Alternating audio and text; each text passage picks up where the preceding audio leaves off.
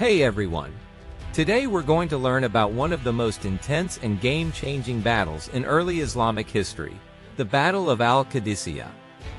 It had elephants, desert chaos, sneaky tactics, and a mysterious death that changed everything. It all started when a Roman emperor named Maurice was killed by someone named Phocas, who took over.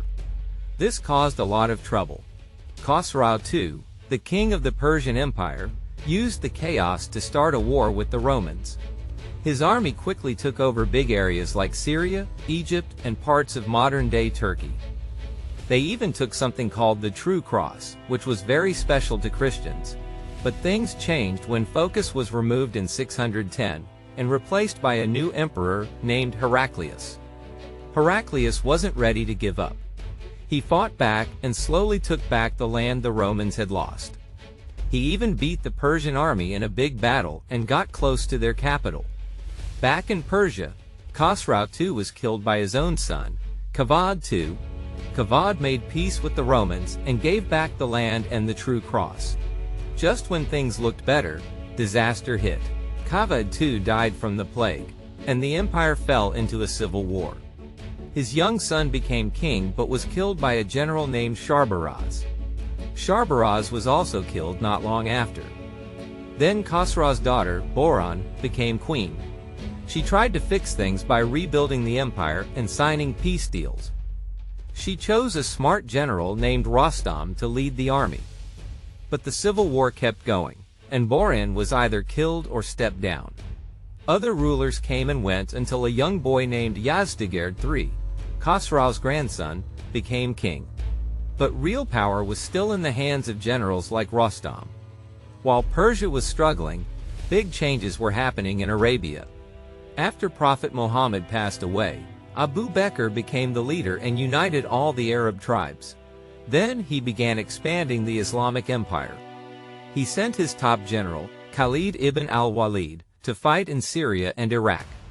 Khalid won many battles and even captured important cities like al-Hira.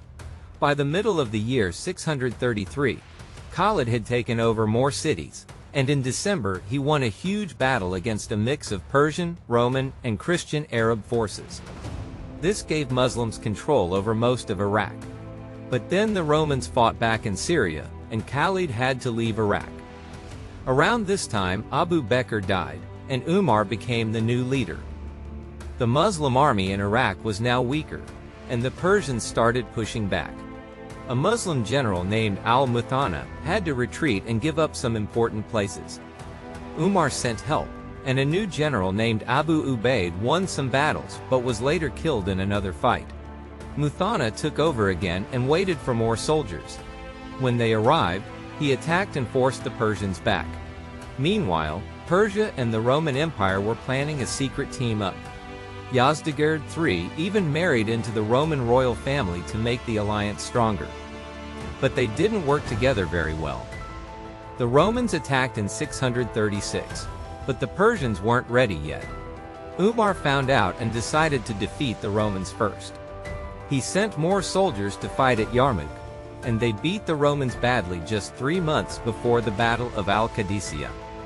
Even after losing his ally, Yazdegerd didn't give up. He built a huge army led by General Rostam and placed them near the Persian capital. Umar told Muthanna to fall back and prepare. Then Umar sent a new leader, Sa'd ibn Abi Waqqas, to lead the Muslim army. Sa'd wasn't a fighter, but he was respected and smart. Umar told him to stop at Qa'qa and prepare carefully before doing anything big. Umar also allowed tribes that had once rebelled to join the army. After the win at Yarmouk, 5,000 experienced fighters came to help at Qadisiyyah. This made the Muslim army feel strong and confident. The Persian army also had lots of new recruits, since many of their best fighters were already gone from earlier battles. By July 636, the Persian army had reached Qadisiyyah and set up strong camps. They had about 60,000 soldiers, including foot soldiers, heavy horse riders, and 33 huge war elephants that were known to scare enemy horses. On November 16, 636, the Persians crossed the river and got ready to fight. They had 45,000 soldiers on foot in 4 big groups, supported by 15,000 horse riders. Important generals like Hormuzan and Jalinus were in charge, and Rostam watched the battle from a high place. The Arab army had been camped out at a place called al-Qadisiyyah since July in the year 636. They had about 30,000 soldiers. Their leader, Sa'd ibn Abi Waqqas, got direct orders from Caliph Umar, the leader of the Muslims. The message was clear. Talk to the Persian rulers, King Yazdegerd III and General Rostam Farrokhzad, and tell them to either become Muslim or pay a tax called jizya. If they said no, it meant war.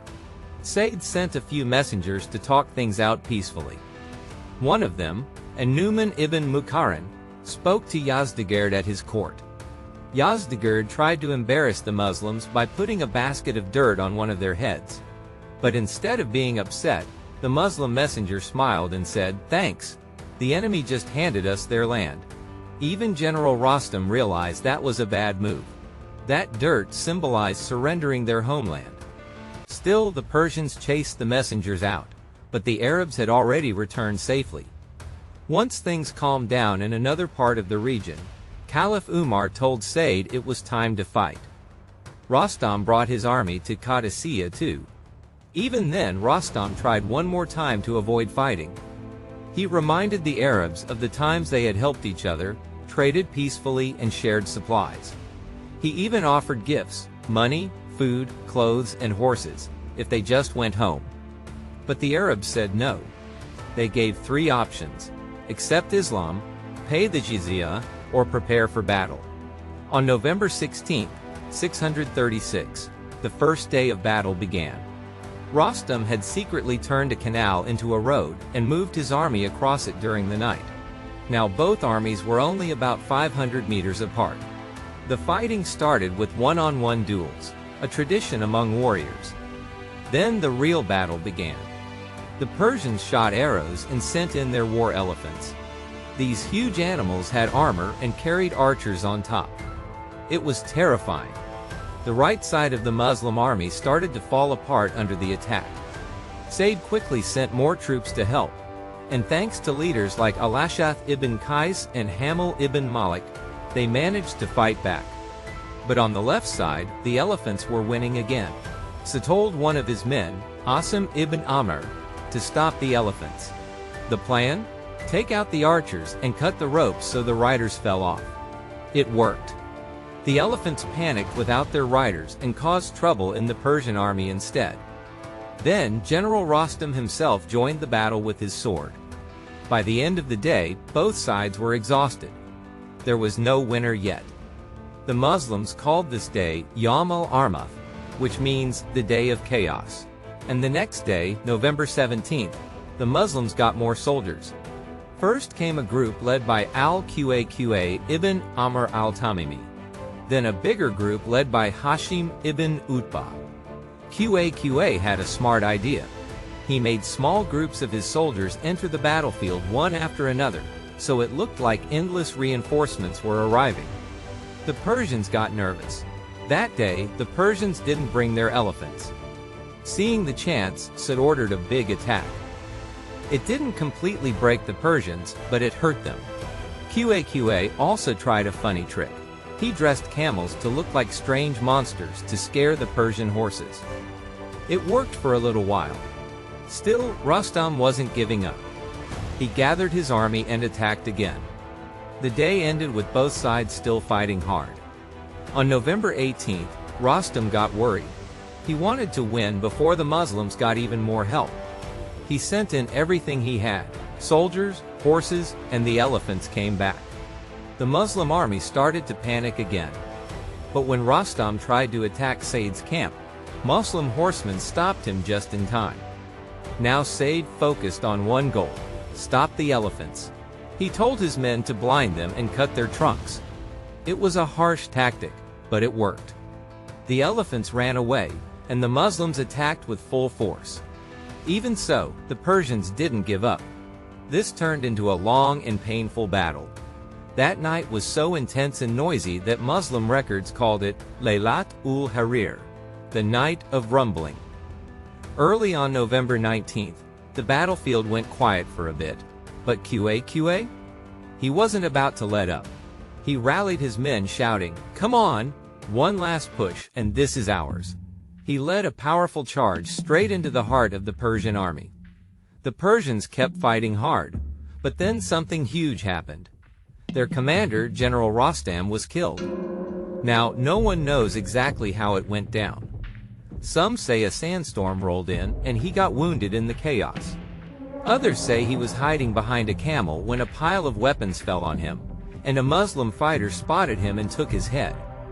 There's even a tale that he died in an epic one-on-one duel, though that one sounds more like legend than fact. Whatever the truth was, the moment the Persians realized Rostam was dead, it was over. Panic took over. Their army broke apart. Some ran, some jumped into the river and drowned, and others just gave up. The Muslims had won. And the Muslims got a lot of treasure from this battle, including the famous Persian royal flag called the Dera-e-Kavian. Later, pieces of its jewels were sold in the city of Medina. After this, the warriors from Qadisiyyah became heroes and were highly respected. But their mission wasn't over. The Persian capital, Ctesiphon, still needed to be taken. Caliph Umar told Sa'd to march forward. So the Muslims began a long siege of Ctesiphon. It lasted 2 months. In March 637, they won again. After that, more and more of Persia came under Muslim control. But Umar, being smart, decided to pause for a while. He needed time to take care of the new lands. Persia would have to wait.